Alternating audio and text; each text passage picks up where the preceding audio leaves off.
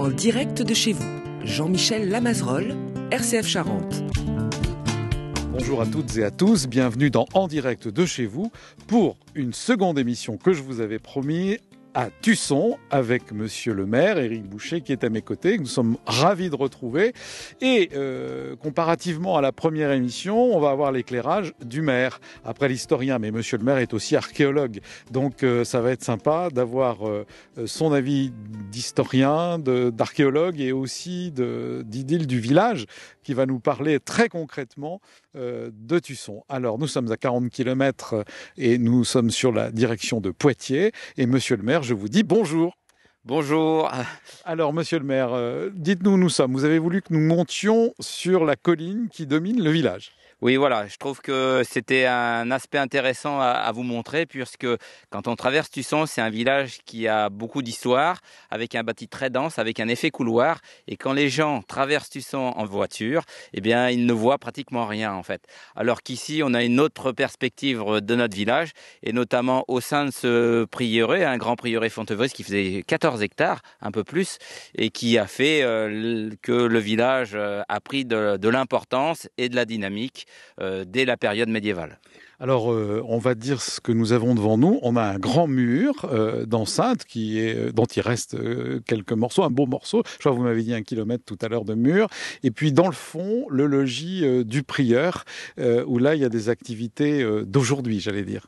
Oui, alors la commune a acquis une partie du site dans les années 2000. Donc, il y a des campagnes de restauration depuis qui ont été accompagnées par malheureusement l'ancienne association Marpen qui est maintenant plus avec nous en parallèle. Donc, on essaye de transformer ce lieu en lieu de vie, donc avec notamment des vecteurs humanistes, notamment avec l'installation d'une association qui est d'autistes, qui encadre l'autisme, qui font des activités, donc avec majoritairement des autistes Asperger, et qui ici se sentent bien et prennent une conscience ils s'entraînent à démarrer en fait dans la vie publique avec le contact humain qui est toujours difficile pour eux.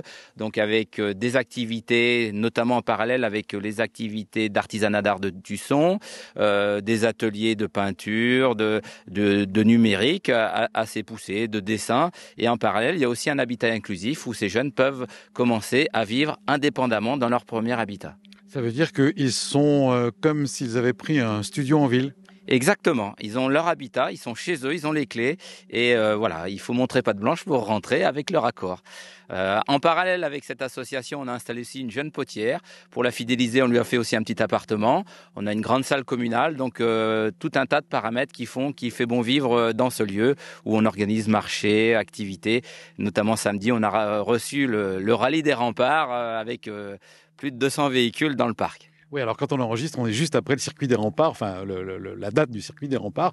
Quand on est là sur cette petite colline, on aperçoit des maisons, des toits en tuiles, et puis le clocher octogonal qui émerge de cette nature, et puis en contrebas, donc on en parlait, le logis du prieur, qui est maintenant le cadre de cette association, et puis plus au loin, on voit les éoliennes. Alors maintenant, je crois qu'on va déambuler, on va prendre un petit sentier pour rejoindre le village. Oui, tout à fait. On a créé un sentier de découverte touristique avec des paramètres patrimoniaux, mais aussi des sentiers bucoliques avec de la végétation et on a ce partage pour que les gens trouvent la déambulation agréable.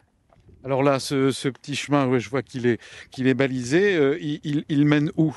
Alors, théoriquement, là, on descend, on le prend en sens inverse du circuit de découverte que l'on a balisé, mais il revient sur le village. C'était un petit sentier qui contournait en fait le prieuré et qui doit avoir une certaine ancienneté qu'on ne connaît pas aujourd'hui, mais qui est implanté ici depuis longtemps puisqu'il suit le mur de clôture du prieuré.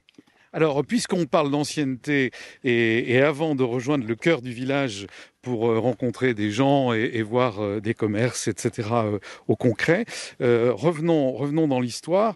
On parle de Tusson. J'ai parlé d'archéologie avec vous et vous êtes un spécialiste, notamment en avion, parce que vous êtes aussi un ancien militaire aviateur. Vous faites des photos, me disiez-vous, des tumuli, etc. Donc, pour resituer dans l'histoire Tusson et autour de Tusson. Oui, même plus largement, hein, puisque je prospecte même dans les départements voisins. Mais voilà, mon rôle en tant que bénévole prospecteur aérien, c'est de découvrir des images qui peuvent révéler des occupations humaines un peu partout sur notre territoire, les recenser et permettre ensuite aux archéologues d'avoir une base de données pour pouvoir les fouiller ensuite. Alors, qu'est-ce qu'il y a autour de Tusson? Alors, autour de Tusson, donc ce que l'on connaissait, c'est bien les monuments mégalithiques parce qu'eux sont encore en élévation. Mais donc, au fur et à mesure des campagnes que l'on a pu réaliser, on a des habitats de ce qu'on appelle la proto-histoire, donc un peu après cette fin de préhistoire, donc un peu les Gaulois si vous voulez. On a des occupations médiévales avec des cabanes médiévales qui ont été rasées, mais qui font transpirer tout un réseau de cultures avec des vignes notamment, hein, puisque ça fait partie de l'essor de Tusson depuis la période médiévale, ce volet-là. Voilà. Donc jusqu'au phylloxéra peut-être. Oui, jusqu'au phylloxéra, tout à fait, et qui reprend aujourd'hui un petit peu maintenant, mais dans des limites raisonnables. Oui, c'est ça, parce qu'on fait aussi des émissions sur la vigne, et on en avait parlé, et c'est un coin de Charente où ça recommence gentiment. Oui, tout à fait. Ouais, il y a eu un rebond sur les ventes de cognac, et donc les agriculteurs qui avaient quelques vignes déjà ont eu le bénéfice de droits de plantation et voilà, ont replanté ces dernières années. Bon, alors revenons à nos tumuli, etc. Pour resituer, le père Morin nous en a un peu parlé et nous avons été sur site. Alors c'était quoi ?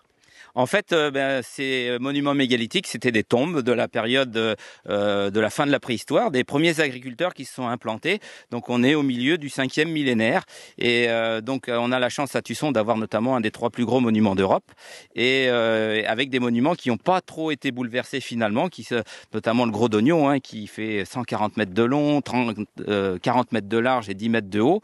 Mais par contre, grâce aux moyens modernes de recherche, nous avons pu réaliser des prospections en détectant le magnétisme du sol, qui nous ont permis de révéler des anomalies autour de ces monuments qui se sont avérées être des carrières, avec finalement posé au fond de ces carrières des pics en bois de serre, acte sans doute volontaire. Qu'est-ce que c'est ?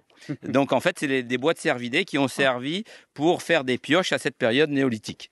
Et donc grâce à la datation, on a pu déterminer que ces pics avaient servi donc bien dans le milieu du 5e millénaire, et donc les outils des préhistoriques qu'ils avaient laissés. Donc sans détruire les monuments, on a pu quand même dater une des périodes de construction. Bon, alors écoutez, là aussi vous nous donnez l'eau à la bouche, mais on fera sans doute des émissions plus particulières, parce que je pense que plein de Charentais ne savent pas qu'il y a un patrimoine peut-être aussi important qu'en Bretagne, nous disait un jour le père Morin. Qu'est-ce que vous en pensez ? Oui, on a une concentration exceptionnelle sur les monuments autour du pays rufécois notamment, mais un peu au-delà, hein, puisque dans nos problématiques de recherche, on travaille avec les territoires alentours pour homogénéiser un petit peu la présentation, la valorisation et la préservation de tous ces monuments. Mais on est largement aussi bien servi qu'en Bretagne. En plus, on a la chance de pouvoir les découvrir librement sans les avoir bouleversés. Hein. Ça fait partie des directions que l'on prend pour les aménagements, pour pouvoir les laisser en pleine nature, sans grillage et voilà, sans trop les apprêter.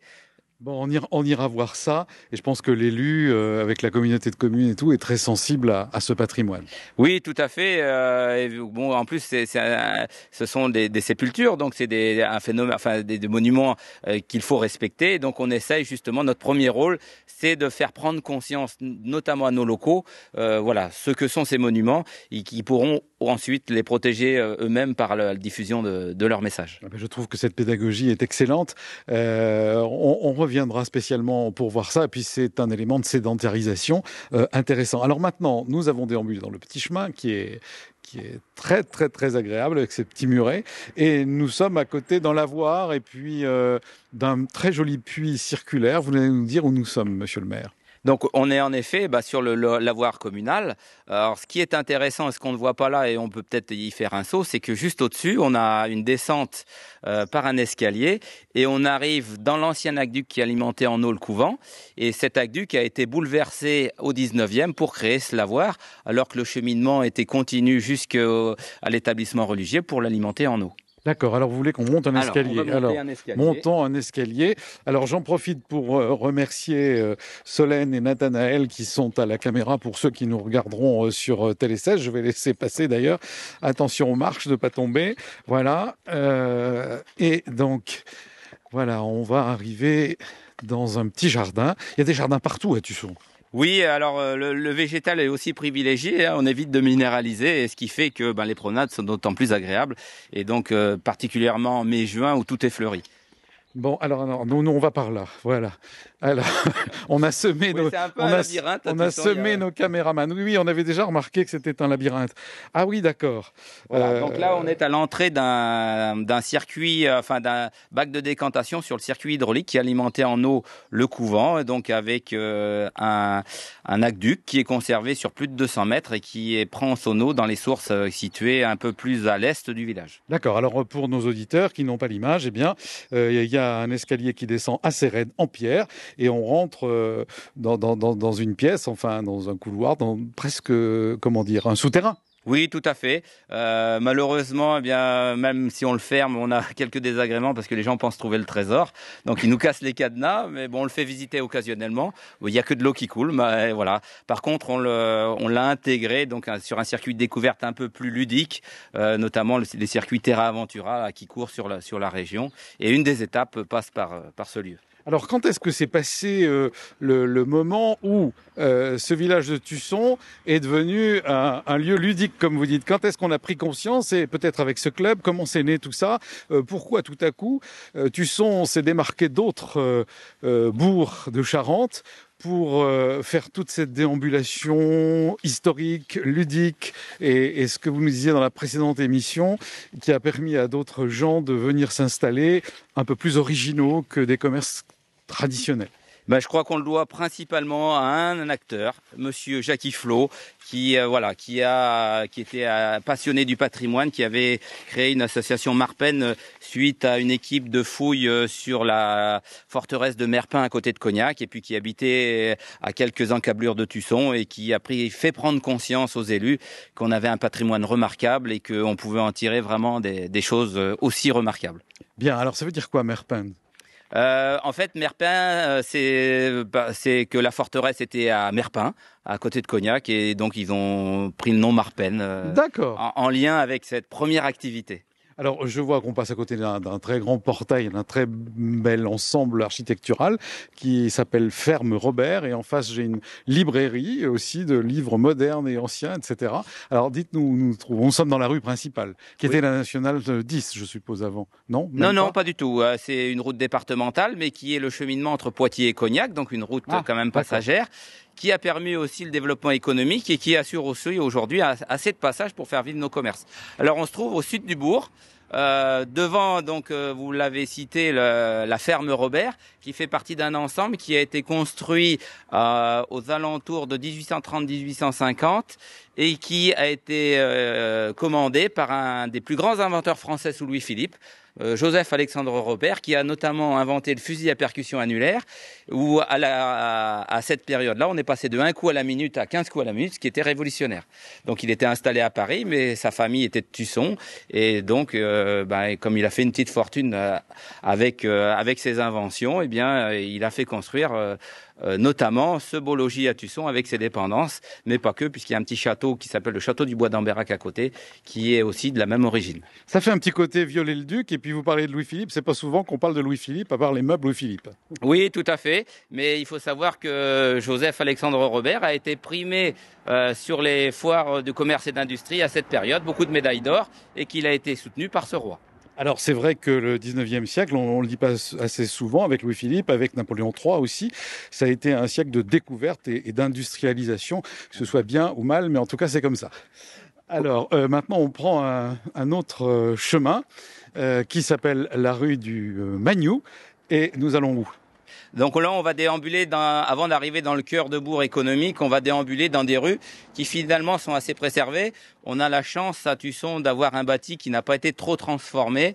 On a encore cette pierre qui est prégnante, donc cette pierre locale qui est issue des carrières périphériques à notre village et qui marque notamment toutes les personnes qui n'ont pas l'habitude de cette architecture. Alors des pierres taillées, plates, calcaires, blanches, ça donne un très joli effet avec le soleil en plus au village. Oui, tout à fait. Elle est légèrement beige et donc quand on sait que ça a demandé un travail humain considérable, quand on voit tous ces millions de pierres alignées qui ont pu faire ce bâti. En plus, ce qui est intéressant, c'est que le bâti de Tusson raconte un peu l'histoire.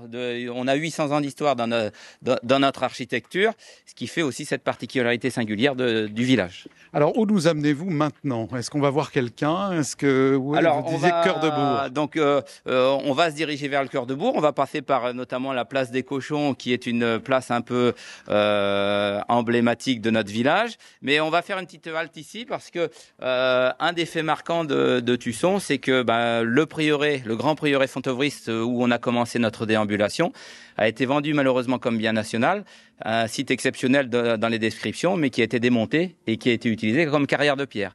Ce qui permet aujourd'hui de dater certaines bâtisses du village, et notamment dans ce mur-là, on retrouve des éléments sculptés, voilà, qui sont issus des édifices religieux du couvent. Alors, il faut vraiment avoir l'œil pour les voir. Hein. Heureusement que vous êtes avec nous. Oui, effectivement, c'est presque des motifs de chapiteaux avec des feuilles, etc. Donc, on va tourner à gauche. Et alors, on va prendre une autre petite rue. Alors, c'est un peu labyrinthique, c'est ce que vous disiez. C'est vrai que, et en plus, c'est la rue du milieu. Oui, tout à fait. C'est toutes ces petites rues où il fait bon déambuler parce que, voilà, on a du végétal, on a de la pierre et on a peu de voitures dans ces rues parallèles, alors que la rue principale est une route départementale relativement fréquentée la journée. Alors, on vous sent un maire heureux. Vous disiez tout à l'heure, faut pas chercher le trésor de Tusson. Nous, on l'a trouvé avec vous.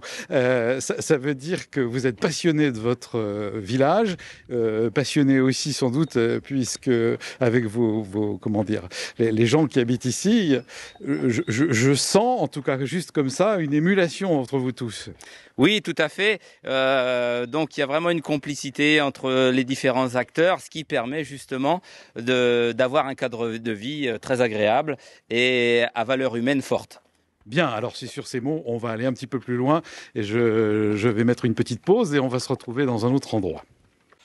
Bon, monsieur le maire, nous sommes donc, vous m'avez dit, je crois, à rue de la Boucherie. Rien à voir avec vous, qui vous appelez monsieur Boucher. Mais bon, peu importe, je n'ai pas pu la rater celle-là. Mais en tout cas, ce que je voulais dire, c'est qu'on a fait une très belle déambulation, là, avec à la fois la pierre et le végétal. Très belle rue végétalisée où effectivement le minéral végétal se marie. Et là, vous me disiez, on arrive devant une maison que je vois écrit maison d'accueil du chantier école Club Merpan. Ça, c'était avant. Et aujourd'hui, c'est une sculptrice qui est installée là. Oui, tout à fait. Là, on a l'exemple d'une belle transition, puisque ce bâtiment était occupé par l'association Marpen. C'était un peu leur hébergement cantine pour tous les jeunes qu'ils accueillaient. Et donc, dans le cadre de la vente de ces biens, c'est une sculptrice qui a acheté et qui est en train de valoriser le site, donc avec une exposition de ses œuvres dans les jardins, à la périphérie, en bord de voie, et puis une galerie aussi qu'elle propose à la découverte. Donc voilà, quelque chose qui est vraiment dans la lignée de ce que l'on veut développer dans notre village et qui valorise ce volet artistique, parce que pour l'instant on a la chance de ne pas avoir de magasin à touristes entre guillemets, on n'a que de l'authenticité. Oui, vous n'avez pas les trucs en cuir, les poteries Non, et les objets made in China avec marqué Tusson dessus, on a failli en avoir un, mais heureusement ça s'est vite arrêté. Alors, on voit effectivement le long de la route des sculptures. On parlait tout à l'heure hors antenne, j'allais dire du ratio entre les artistes, enfin tout ce qui se passe dans le village et le nombre d'habitants. C'est vrai que c'est assez fabuleux. Oui, tout à fait. Ce ratio de 230 habitants pour un peu plus de 17 activités économiques, sans compter nos agriculteurs, bien sûr, qui sont quand même les pionniers sur l'économie du village. Un rapport qui, notamment dans notre département, n'existe pas par rapport à ce peu de nombre d'habitants. Et ce qui est super intéressant, c'est qu'on est aussi en développant sans avoir finalement de label. Même si Tusson est un village qui a des caractères de protection liés aux monuments historiques, qui a une protection un peu préfectorale, nous ne sommes pas encore village de France, nous ne sommes pas petite cité de caractère, mais il n'empêche que nous avons un développement. Donc à notre gauche, on a notamment la galerie de Frédéric Thomas, une des artistes qui s'est installée donc dans ce bien de Marpen. Et qui fait quoi? Et qui fait de la sculpture contemporaine, sur elle aussi. Voilà. D'accord. Alors, on est à côté de l'impasse Maupassant. On a vu qu'il y avait le circuit Fleury. Oui. Oui, alors ce qui est intéressant, c'est qu'on parlait de Jackie tout à l'heure, le pionnier de la dynamique de Tusson. Et par hasard, dans la rue, qu'est-ce qu'on voit? Eh bien, Jackie Flou. Il n'y a pas de hasard sur notre radio, c'est de la providence. Bonjour, monsieur. Voilà, je peux pas vous serrer la main parce que j'ai le micro. Radio RCF. Angoulême. Donc, c'est vous, merci, c'est vous qui avez lancé les choses ici pour que je découvre aujourd'hui d'une autre façon ce magnifique village. Bah, écoutez, oui, c'était il y a longtemps. Hein. Il y a très, très, très longtemps. Alors, qu'est-ce qui vous a donné l'envie de lancer tout ce travail fait sur le village? C'est compliqué. Excusez-moi. Mais je vous en prie. Ben oui, voilà. Là, on distribuer des invitations pour une conférence. Eh ben voilà. Voilà. Non. Écoutez, ça remonte aux années 70, 75. Écoutez, à l'époque, je crois qu'il y avait un problème réel au niveau du milieu rural, c'est-à-dire que l'architecture était relativement délaissée, voire à l'abandon, et qu'il y avait une perte de population. Enfin, il y avait une multitude. L'avenir était dans le milieu rural, peut-être, pensait-on à l'époque. C'est toujours vrai, d'une certaine manière. Après, Tusson avait un tel potentiel, avait son curé qui aussi... oui, l'abbé du Couret. Voilà, qu'on connaissait bien, qui plaidait pour qu'il se passe quelque chose. Après, il y a eu un concours de circonstances. Tout est dans la vie, tout est une question de rencontre et puis de rencontrer les bonnes personnes au bon moment. Moi, à cette époque-là, j'avais rencontré l'Union Rempart, si vous voulez, le chantier de jeunes. L'association Rempart était très impliquée déjà dans ce mouvement-là de développement local. Et il s'avère que j'ai rencontré un jour à Paris un monsieur qui s'appelait Monsieur Barberousse, si je ne me trompe, qui avait une très belle barbe rousse et qui était un responsable de la DATAR et qui lançait l'opération Village. Et tout est s'enclenché comme ça, quoi. Hein. C'est-à-dire que on échange. Vous avez quelque chose à proposer en Charente? Allez-y. On propose quelque chose. Et puis la sauce a pris. Et quelle est la première chose que vous avez proposée? Et on a beaucoup travaillé. Première chose qu'on ait proposée, on est allé voir le maire de l'époque, qui était André Vincent, lui dire il y a des sous qui peuvent arriver sur votre village. Alors ça a fait tilt tout de suite. Vous avez trouvé les bons mots. Voilà, donc il y aura des aides, à la restauration, il y aura des aides pour faire des travaux chez vous. Beaucoup de choses étaient en ruine ici. Le village, si vous voulez, la fin des foires, c'est 1963, si je ne me trompe. On était en 75. Ça faisait 10 ans qu'il ne s'était rien passé. Il y avait plus de moyens, quoi. Tout était en train de partir un peu en morceaux. Hein. Il y avait beaucoup de maisons abandonnées. Il y avait, c'était quand même un peu tristouné, quoi. Hein. Donc il y avait des sous, il y avait des moyens qui étaient mis dans cette opération Village. Et Tusson a été choisi pour la Charente, d'une manière un peu exceptionnelle. Ça n'a pas plu à tout le monde parce qu'il y avait d'autres candidats. Il y avait Villebois, il y avait entre autres, il y avait Villebois-la-Valette, il y avait Nonteuil-en-Vallée. Et puis voilà, tout s'est enclenché et les gens ont joué le jeu ici surtout. Et surtout, on a trouvé les gens pour faire le boulot. Bon, écoutez, c'est bien qu'on vous ait croisé aujourd'hui et que vous nous resituez dans l'historicité de Ça me réveille un peu. De la ressuscitation du village. Voilà. On va continuer avec Monsieur le maire. Jackie, merci beaucoup d'avoir témoigné. Merci. On se voit tout à l'heure, Jackie. Plutôt mardi, non? Ouais, ok. Voilà. Je vous le disais, un maire, quand il se balade, il a toujours des tas de choses à dire et à faire avec les uns et les autres. Merci beaucoup. Merci. Ah oui, on a un très bon guide. Merci Jackie. Alors, monsieur le maire, il nous reste plus que 3 minutes. Oui, ça va être compliqué. Donc, on va arriver sur un lieu où on a une concentration d'artisans d'art. Après, dans la continuité, on a la place centrale qui regroupe 7 activités, vraiment un poumon de vie sur le village, notamment l'épicerie, où les gens viennent, discutent. Ça va au-delà du commerce, voilà. Donc, qui permet de maintenir ce qu'on voit pas beaucoup ailleurs finalement, où les gens restent chez eux devant leur télé et voilà. Donc bon, alors écoutez, on y va. Alors c'était bien que Jackie nous fasse la transition entre le village qui jusque dans les années 60 avait des marchés, donc la foire aux cochons, aux bestiaux, etc. C'était très connu. Et puis aujourd'hui, vous avez changé ces lieux et ces activités dans des choses plus artistiques et touristiques. On y va. Alors Eric, là nous sommes à côté d'un atelier d'une place, l'ancienne mairie d'ailleurs, et il y a un atelier de sculpture statuaire, pierre, marbre, bronze de Marc Deligny. Oui, tout à fait. Ben, ça fait partie des artistes et artisans qui enrichissent la découverte de notre village. Marc a notamment restauré les statues de la cathédrale d'Angoulême. On peut découvrir son atelier et qui est aussi un véritable cabinet de curiosité.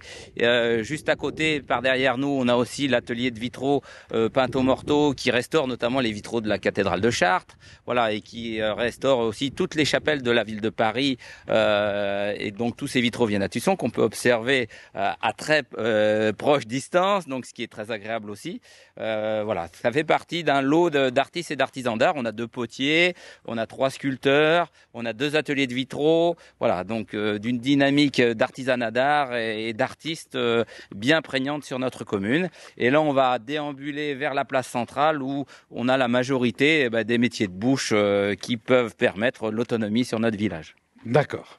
Alors, monsieur le maire Éric Boucher, nous sommes là devant, sur une place et devant un endroit très fréquenté et c'est là que nous allons terminer l'émission. Oui, il me semblait intéressant de terminer par ce lieu en fait névralgique de la commune où sont concentrés une majorité de commerces, notamment de commerces de bouche. On est devant chez Lydia, donc une écossaise qu'on a installée dans un bâtiment communal. Hein. On a forcé le destin et aujourd'hui, les gens font 40 km pour venir manger des gâteaux ici. Donc c'est signe que c'est pas si mal. Alors on a un lundi matin, il y a déjà la queue. Enfin, les gens avec le micro, ils ont eu un peu peur, ils se sont mis sur le trottoir d'en face, mais il y a du monde à Tusson, même un lundi matin. Exactement. Et ce qui est assez incroyable, c'est que souvent la place est pleine, quels que soient les jours de la semaine. Là, on a un engouement, notamment depuis et après le Covid, où les gens profitent en fait de toutes ces convivialités. Donc autour de cette place, on a donc la maison de Charente dont on a parlé. On a un garage, on a une pizzeria, on a une épicerie, on a un restaurant gastronomique, on a un potier. Et ce salon de thé, gâteaux, fleurs coupées. Donc, Bon, vous vendez remarquablement le village de Tusson, monsieur le maire. Donc, on va vous remercier. Et moi, je me dis que ça serait bien qu'on fasse une 3e émission avec les artistes dont on a parlé notamment. Et aussi le magasin de gâteaux. On joindra l'utile à l'agréable. En tout cas, merci de nous avoir reçus, Éric. Oui, c'était un grand plaisir. Et c'est toujours un plaisir de parler de notre commune. Puisque, on aime recevoir les gens. Et pour qu'on ait cette dynamique économique, il faut aussi des clients. Et donc tant qu'on vend bien notre village, on est content. Venez tous à Tusson, il y a de l'histoire, il y a aussi de l'artistique et il y a aussi des métiers de bouche qui vous régaleront. Alors moi je vous dis merci monsieur le maire et merci à Tusson et à la semaine prochaine pour une autre émission d'En Direct de chez vous.